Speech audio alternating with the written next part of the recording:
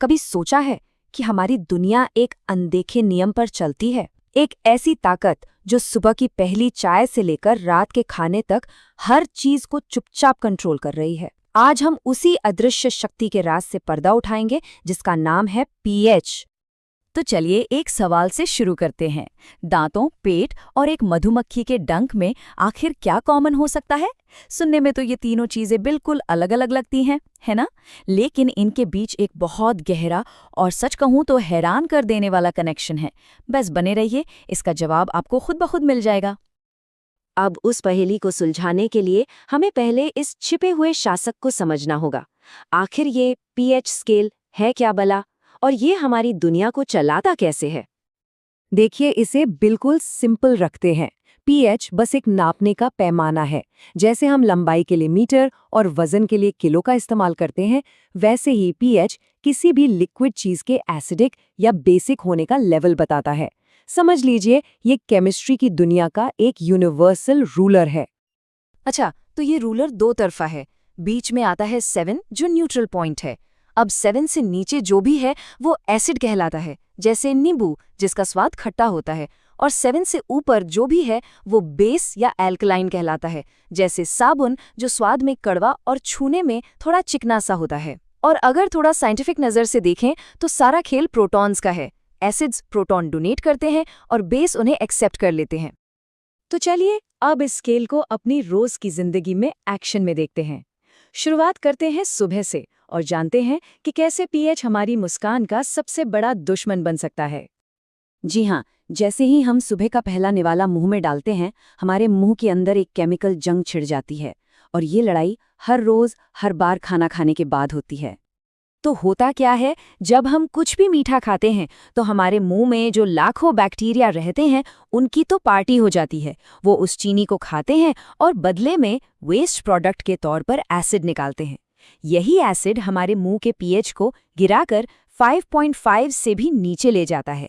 और बस यही वो क्रिटिकल पॉइंट है जहां हमारे दांतों की सबसे मजबूत ढाल यानी इनेमल धीरे धीरे गलना शुरू हो जाती है। अच्छा, मुंह से खाना नीचे उतरता है और ये सफ़र पहुंचता है हमारे पेट तक। यहाँ पीएच का एक बिल्कुल अलग और कह सकते हैं कि कई ज़्यादा शक्तिशाली रूप हमें देखने को मिलता है। तो सवाल ये है कि जब खाना पेट में पहुंचता है तो उसका स्वागत कौन करता है? एक ऐसा माहौल जिसका पीएच जानकर शायद आप हैरान रह जाएंगे। 1.5। जी हाँ, हमारे पेट के एसिड का पीएच इतना ज्यादा कम होता है, ये लगभग बैटरी में इस्तेमाल होने वाले एसिड के बराबर है।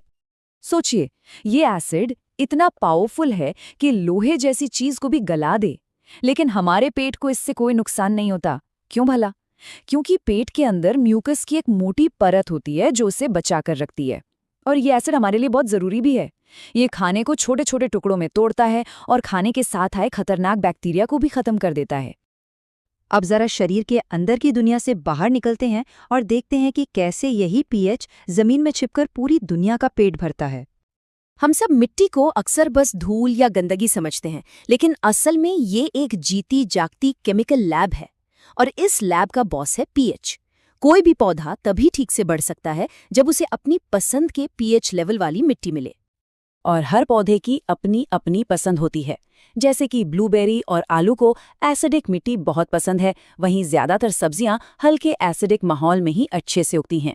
और फिर शतावरी जैसे कुछ पौधे भी हैं जिन्हें एल्कलाइन यानी बेसिक मिट्टी चाहिए। इसीलिए किसानों के लिए मिट्टी का पीएच जानना फसल उगाने का सबसे पहला और सबसे जरूरी कदम होता है। और अब आते हैं अपने आखिरी पड़ाव पर, एक ऐसी जगह जहां पीएच सिर्फ जीवन देने का काम नहीं करता बल्कि एक खतरनाक हथियार भी बन जाता है। ये है नेचर का केमिकल वॉरफेयर। कुछ जीव जंतुओं और पौधों ने एसिड और बेस को अपनी सुरक्षा या शिकार के लिए एक हथियार की तरह इस्तेमाल करना सीख लिया है। और यहीं हमारी शुरुआती पहेली का जवाब भी छुपा है। इसके उदाहरण हमारे चारों तरफ हैं। जब चींटी काटती है तो वो हमारे स्किन में फॉर्मिक एसिड छोड़ती है। मधुमक्खी का डंक एसिडिक होता है तो वहीं ततैया का डंक एल्कलाइन यानी बेसिक होता है। यहाँ तक कि बिछुआ का पौधा, जिसे नेटल कहते हैं, वो भी अपनी रक्षा के लिए एसिड के एक खास मिश्रण का इस्तेमाल करता है। मधुमक्खी और ततैया का उदाहरण तो सबसे दिलचस्प है। मधुमक्खी का डंक एसिडिक होता है, शायद इसीलिए पुराने जमाने में लोग उस पर चूना या बेकिंग सोडा जैसी बेसिक चीज लगाने को कहते थे ताकि एसिड न्यूट्रलाइज हो जाए।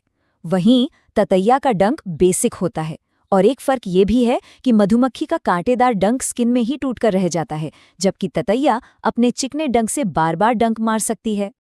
तो देखा, ये अदृश्य शक्ति, ये पीएच सच में हर जगह है। हमारे दांतों की सड़न से लेकर पेट के पाचन तक, खेत में उगने वाली फसलों से लेकर कीड़ों के आत्मरक्षा के तरीकों तक, सब कुछ पीएच के एक बहुत ही नाजुक संतुलन पर टिका हुआ है। तो अब हम अपनी पहली पहेली पर वापस आते हैं। दांतों, पेट और मधुमक्खी के डंक में क्या कॉमन है? जवाब अब तक साफ है, पीएच। और ये हमें एक बहुत बड़े सवाल पर लाकर छोड़ देता है। अगर हमारी पृथ्वी पर जिंदगी के लिए पीएच इतना जरूरी है, तो क्या दूसरे ग्रहों पर जीवन की खोज करते समय हमें सिर्फ पानी ही नहीं, बल्कि वहां का पीएच भी नहीं नापना चाहिए? इस पर सोचिएगा जरूर।